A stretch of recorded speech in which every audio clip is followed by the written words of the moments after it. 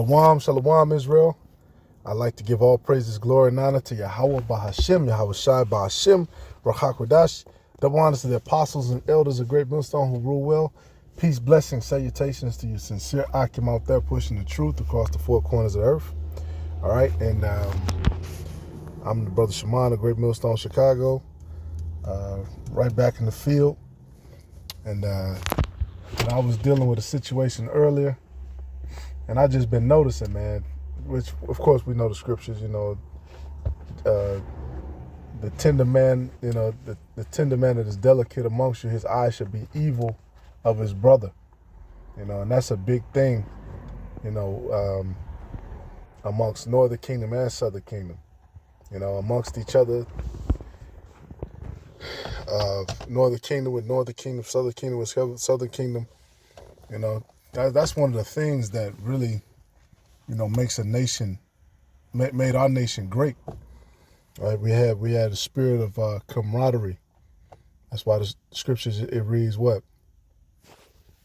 Love thy neighbor as thyself.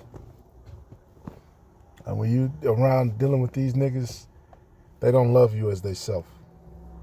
Because in their mind, I'm me and you're you, and the only thing we have in common is we go back to the same ancestry, which Jake is confused on that. Jake doesn't do any research or try to understand who they are, and that's another reason why our people are counted as heathens. Because they do that, the heathens, they'll do that. You have the darker, which a lot of them know that Jacob is mingled in. But now Esau is in that ruler's, that power seat. It's like you'll have the lighter skinned Ishmaelites, and then they'll turn against the darker skinned Ishmaelites. You'll have the, lighter skinned Indians, and then they'll have the darker skinned Indians, whatever. All right, but that's some heathen shit. And ultimately, I just want to get into a little history, because one of the reasons why Esau was able to take us down, well, ultimately it was prophecy, but the way that they did it was because there were divisions amongst us. All right, in the Moors, there were divisions. You had a lot of Moors who claimed Islam, and they thought they were cool with the, the caliphates. And then you had different, Israelites in West Africa. You had Israelites in Europe. You know what I'm saying? And it is just divisions. And ultimately, we know what the scriptures say, man.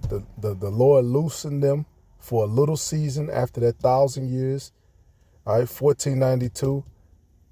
And around that period of the Renaissance, and Esau opened up a can of whoop ass worldwide. I'm just want to get into some images, because over here you had you already had different colonies, right? You had territory. Excuse me. You had the French territory. You had the Spanish territory, which, was basically kind of like from Canada all the way down till, from the West Coast over that way, all the way from Canada all the way down into Mexico. Then you had the French territory. That's what Lewis and Clark was about. The French sold that land to the United States, which the U.S. and all that, the scriptures tell you there's that horn that comes from that other horn, right? America basically is a child of Great Britain, right? And all of those were different groups of Edomites, right? And this is because in Mexico, that's where they sent Spanish explorers, right? Cortez. All right, Cortez went down there and raised hell, I want to say in about 1515. And all these different explorers discovered, quote unquote, America, right? Discovered these different places where people actually were, and came over and conquered and went to war, right? There were no peaceful negotiations with any of these explorers. They came to conquer, they came to rape, they came to pillage. All right, they were in that power seat. All right, so when you hear Jake quote that scripture, after 1,000 years, that they're going to be loosed after we get into power in the kingdom of heaven, it's like, what are you talking about? That already happened. All right, and this is the statue of it. This is actually in Spain, right? That's another hint that Jake in Central and South America, North America too, of course, the scriptures say what? They shall call their lands after their own names. And when you look at Spanish comes from Latin. French comes from Latin. All right. You look at the names in South America, Medellin. It's a bunch. I don't know all the names in South America, but I know that one for sure.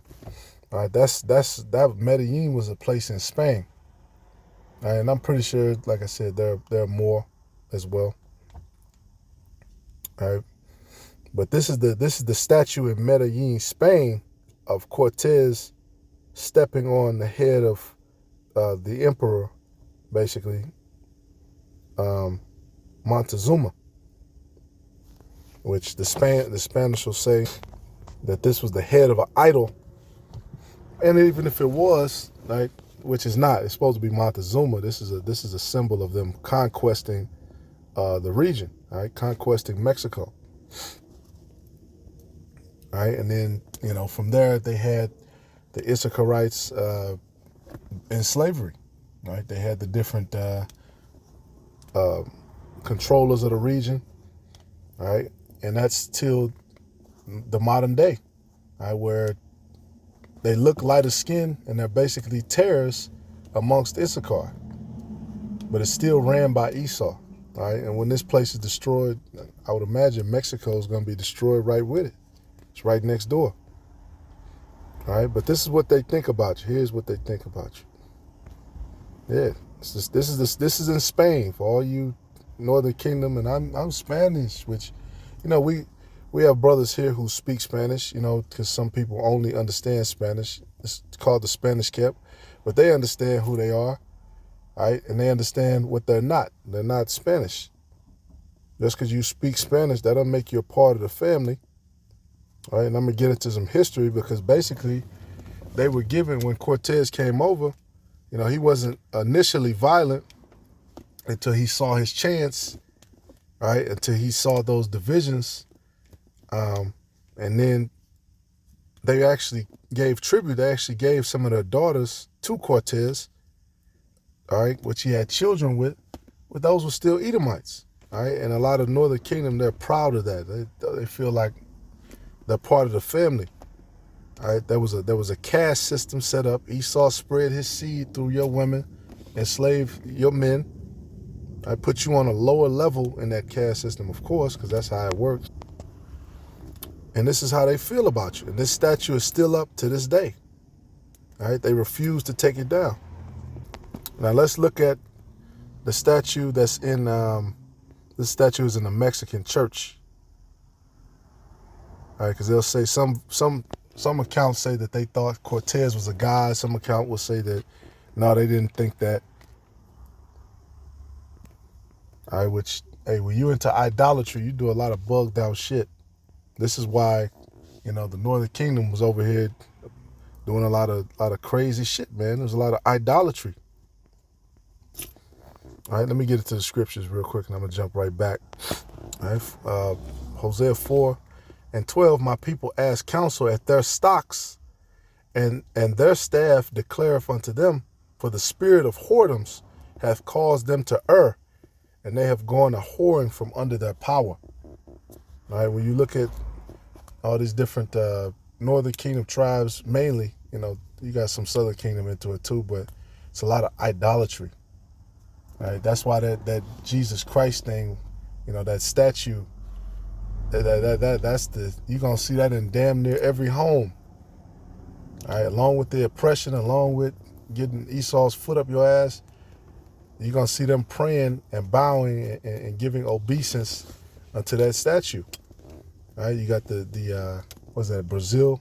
You got that famous statue of Cesare Borgia standing there with his arms out. which gets struck by lightning thousands of times a year. And Lord willing, I get a chance, I get that spiritual power, I'm going to knock his fucking head off. All right, but yeah, man, it's idolatry. All right, having a what is it called? A lot of them have in the house they'll have an altar set up, candles and witchcraft, and some of them do straight witchcraft, some of them do the Catholic version, which is still witchcraft. It's still the same thing.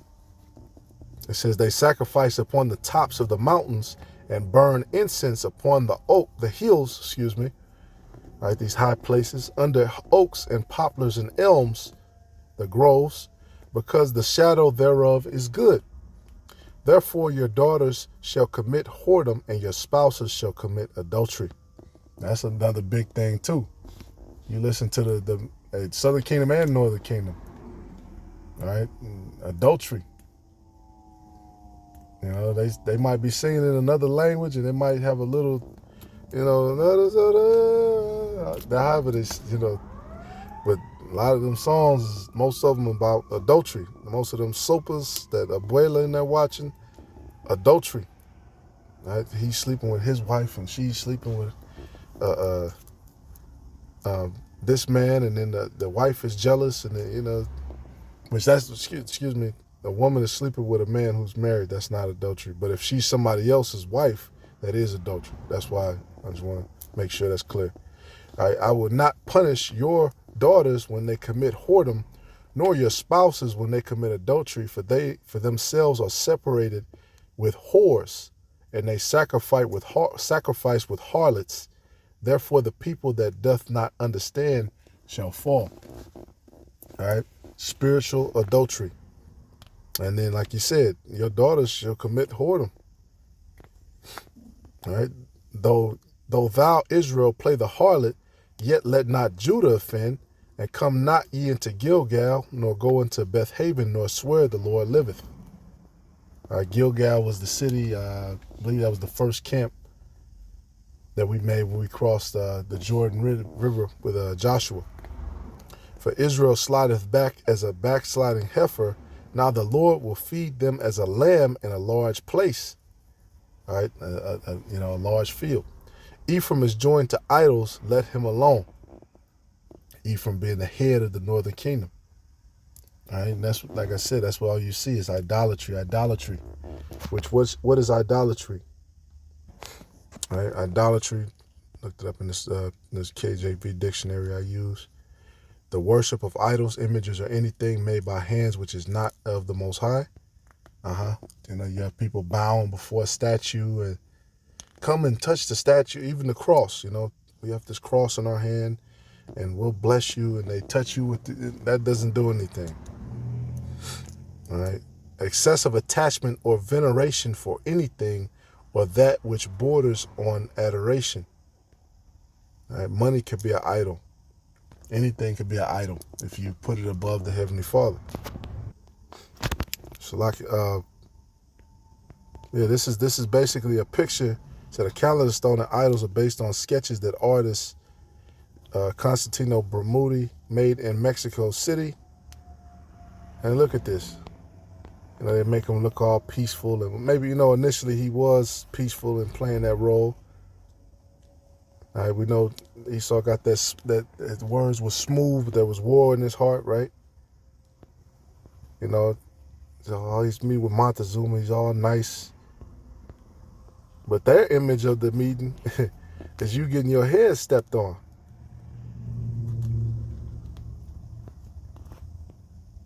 This woman, she bowing.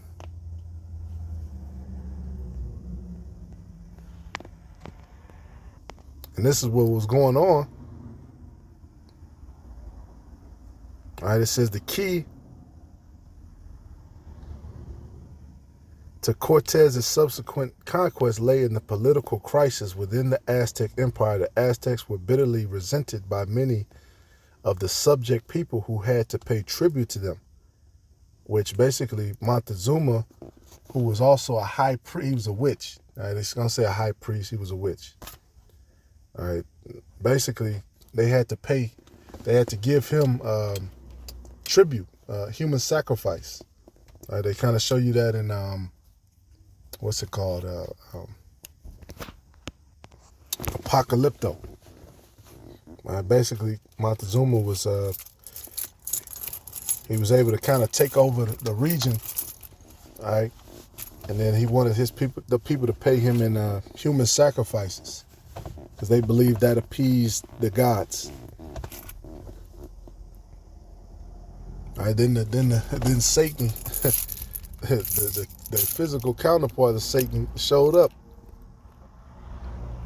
So there you go. You wanted to summon Satan. There you go. You got what you wanted. All right, it says, the ability of Cortez as a leader is nowhere more apparent than his quick grasp of the situation, a grasp that was ultimately to give him more than 200,000 Indian allies. The nation of Tlaxcala, for instance, was in a state of chronic war with Montezuma, ruler of the Aztec Empire of Mexico, resisted Cortez at first but became his most faithful ally, rejecting all of Montezuma's threats and blandishments to keep him away from Tezlan or Mexico, the capital.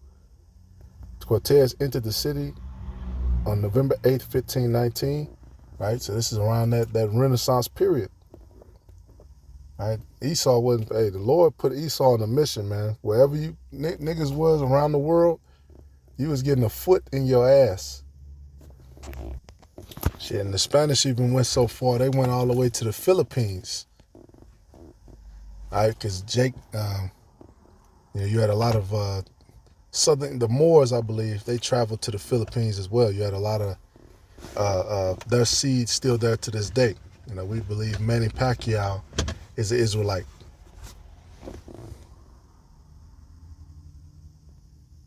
All right, but they went these different places where Jake set their seed and then tried to come and take them out. Right, Cortez entered the city on November 8th, 1519 with his small Spanish force and only 1,000 Tlaxcaltecs. In accordance with the diplomatic customs of Mexico, Montezuma received him with great honor. Cortez soon decided to seize Montezuma in order to hold the country, though, through its monarch, and achieve not only its political conquest but its religious conversion.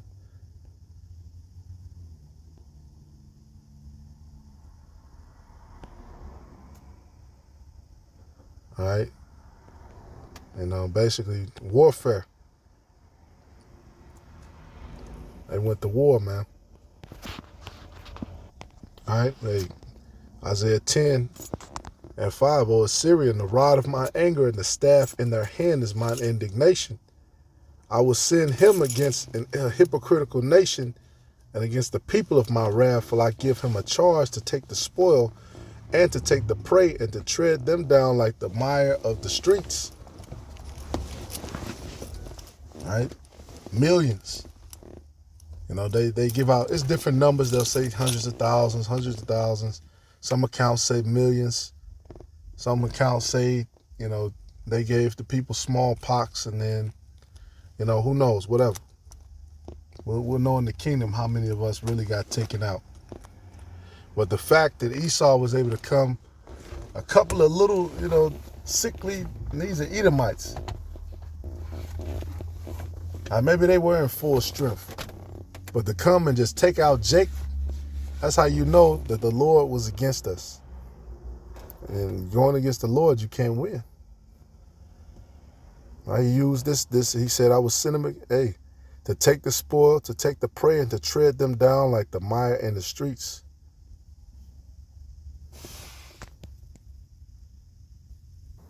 And then at the end of this, verse 12, it says, wherefore it shall come to pass that when the Lord hath performed his whole work upon Mount Zion and on Jerusalem, right, who he punished for these idols, I will punish the fruit of the stout heart of the king of Assyria and the glory of his high looks. All right, and Esau is likened unto the same. He used him to whoop our ass, and now it's time for him to get his ass whooped. All right, and you 2/3 are going to go with him. Because this is Wisdom of Solomon 14, And 12, for the devising of idols was the beginning of spiritual fornication, and the invention of them the corruption of life. For neither were they from the beginning, neither shall they be forever. For by the vainglory of men they entered into the world, and therefore shall they come shortly to an end. You got a piece of stone that you put in the oven for a couple of hours, and then they sit there and paint it. Some $2. I think they glaze it or whatever the special paint that goes in the oven is called. Some little $5 paint, and you worshiping that over the Creator, right? And it tells you what people will do,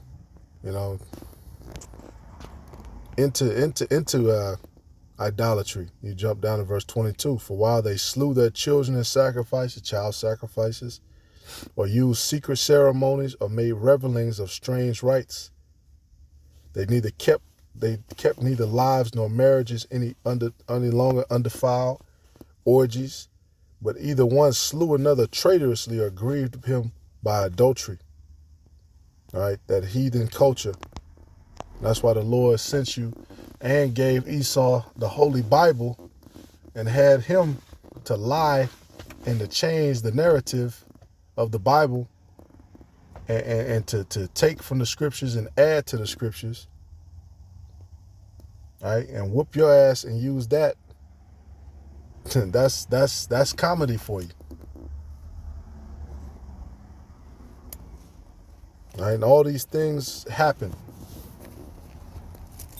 so that there reigned in all men without exception blood, manslaughter, theft, and dissimulation, corruption, unfaithfulness, tumults, perjury, disquiet of good men, forgetfulness of good terms, defiling of souls, changing of kind, disorder in marriages, adultery, and shameless uncleanness.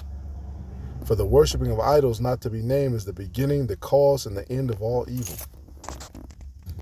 All right, and if these people, if they knew the Bible, which, it was already prophesied that they were going to go away from their heritage, but they would have known that was Satan.